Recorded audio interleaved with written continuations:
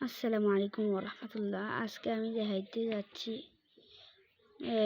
বিজ্ঞান ইবতেদায়ী চতুর্থ শ্রেণীর এক অধ্যায়ের সব প্রশ্নের উত্তর। এর জন্য আমি নিজের সঙ্গে একটা গাইড নিয়েছি। আমার একের ভিতর অনেক সহজ ইবতেদায়ী চতুর্থ শ্রেণী যে কোনো লাইব্রেরিতে বললে আপনাকে দিবে। যে দেখে নেন, এই যে এইখানে লেখা আছে কি কি সাবজেক্ট: কোরআন মাজিদ, তাজবিদ, আকাইদ, ফিকহ, আদ-দুরুসুল আরাবিয়া, আমার বাংলা বই, ইংলিশ ফর টুডে, গণিত, বিজ্ঞান, বাংলাদেশ ও বিশ্ব পরিচয়। আমরা যে সাবজেক্টটি পড়তে যাচ্ছি সেটা হলো বিজ্ঞান। কত পৃষ্ঠা?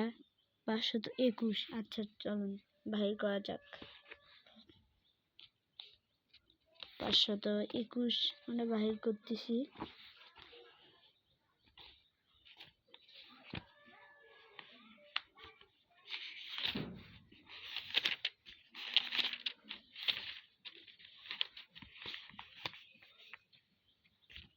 এই যে আমাদের অলরেডি হয়ে গেছে। এই যে 521 পৃষ্ঠা।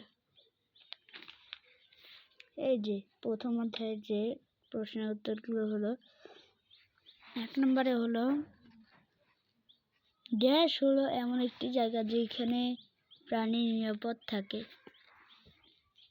এটার উত্তর হবে আশ্রয়স্থল। আর এটা হবে জীব তার প্রয়োজনীয় সকল বস্তু ড্যাশ থেকে পেয়ে থাকে। এর উত্তর হবে পরিবেশ। উদ্ভিদের খাদ্য তৈরিতে ড্যাশ পানি এবং বায়ু প্রয়োজন।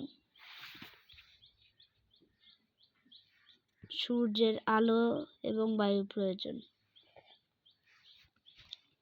মানুষ ড্যাশ আরোহণ করতে পরিবেশের পরিবর্তন করছে। এটার উত্তর হবে প্রাকৃতিক সম্পদ। আর আমরা এখন 2 নম্বরে যাচ্ছি। 2 নম্বরে আছে খাদ্য তৈরি করার সময় উদ্ভিদ বাতাসে কি ত্যাগ করে? অক্সিজেন, জলীয় বা কার্বন ডাই অক্সাইড, নাইট্রোজেন। এইখানে আছে অক্সিজেন।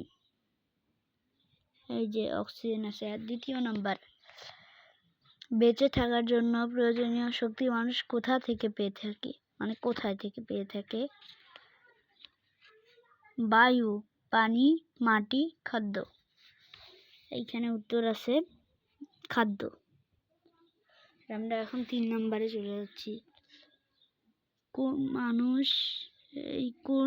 কোন প্রাকৃতিক দুর্যোগ পরিবেশের পরিবর্তন ঘটাতে পারে?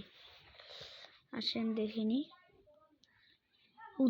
উত্তর খরা, বন্যা, ঝড় ও ভূমিকম্পের মতো প্রাকৃতিক দুর্যোগ পরিবেশের পরিবর্তন ঘটাতে পারে।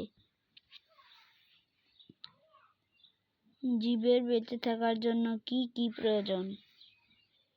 জীবের বেঁচে থাকার জন্য খাদ্য, আশ্রয়স্থল, পানি এবং বায়ু প্রয়োজন।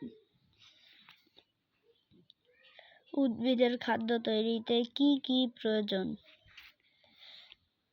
উদ্ভিদের খাদ্য তৈরিতে সূর্যের আলো, পানি এবং বায়ুর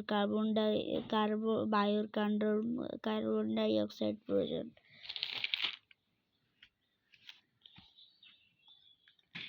এবার আমরা চলে যাচ্ছি 4 নম্বরে। 4 নম্বর কি হলো? মানুষ কিভাবে পরিবেশের পরিবর্তন করছে? এটা হলো বর্ণনামূলক।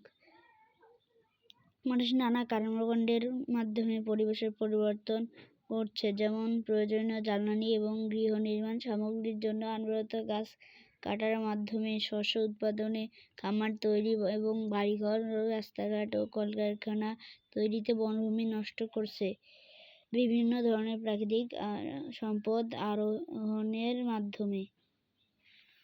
2 নম্বর প্রশ্ন, একটি ইট সবুজ ঘাসের উপর কয়েকদিন রেখে দিলে চাপা পড়া ঘাসের মানে কি ঘটবে, কেন ঘটবে?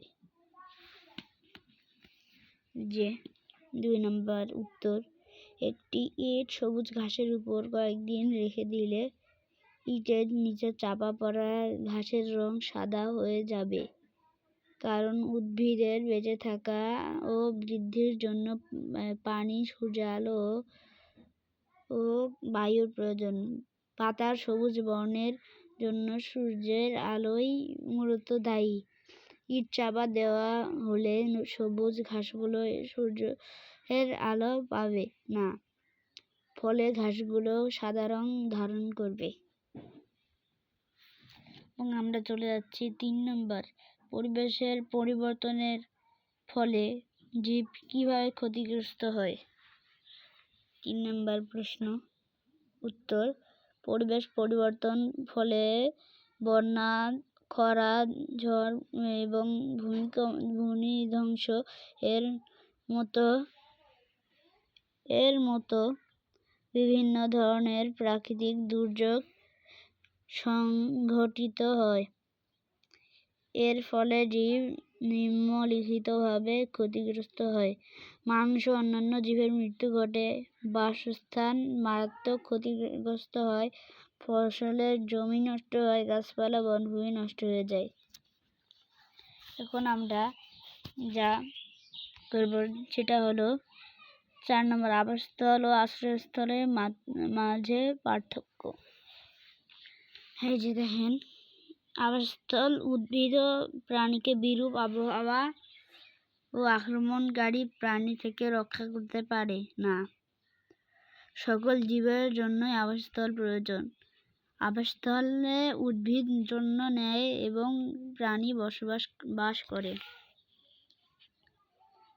আশ্রয়স্থল হলো প্রাণীর জন্য একটি নিরাপদ স্থান, যা তাকে আক্রমণকারী প্রাণী বা বিরূপ আবহাওয়া যেমন ঝড় বাদল থেকে রক্ষা করে। আর আমরা এখন চলে গেলাম 5 নম্বরে, খাদ্যের মাধ্যমে শক্তি কিভাবে সূর্য থেকে মানুষের আসে তা নিচে লিখে শব্দগুলো ব্যবহার করে বর্ণনা করো। তীর চিহ্ন ব্যবহার করে শক্তির প্রবাহ দেখাও। এই যে উদ্ভিদ, সূর্য, মানুষ, প্রাণী। উত্তর, উদ্ভিদ, সূর্য, মানুষ, প্রাণী ও শব্দগুলো ব্যবহার করে খাদ্যের মাধ্যমে সূর্য থেকে মানুষের আসার প্রক্রিয়া নিচে দেওয়া হলো। উদ্ভিদ সূর্যের আলোকে শক্তিকে ব্যবহার করে খাদ্য তৈরি করে। এর ফলে উদ্ভিদের বিভিন্ন অংশে এই শক্তি সঞ্চিত ও মানুষ ও অন্যান্য প্রাণী উদ্ভিদের বিভিন্ন অংশ যেমন কাণ্ড, মূল, পাতা, ফল ইত্যাদি খাদ্য হিসেবে গ্রহণ করে। এর ফলে শক্তিও প্রাণীতে আসে। মানুষ আবার বিভিন্ন প্রাণীকে খাদ্য হিসেবে গ্রহণ করে ওই প্রাণী থেকে শক্তি গ্রহণ করে। এবার তীর চিহ্ন ব্যবহার করে শক্তির প্রবাহ দেখানো হলো। সূর্য থেকে উদ্ভিদে আলো আসে, উদ্ভিদ থেকে মানুষ খাবার পায়, প্রাণীও খাবার পায়, প্রাণী থেকে মানুষ খাবার পায়। চিত্র শক্তির প্রবাহ। আসসালামু আলাইকুম ওয়া রাহমাতুল্লাহ। ভিডিওটি ভালো লাগলে অবশ্যই লাইক, কমেন্ট, শেয়ার করে দিবেন।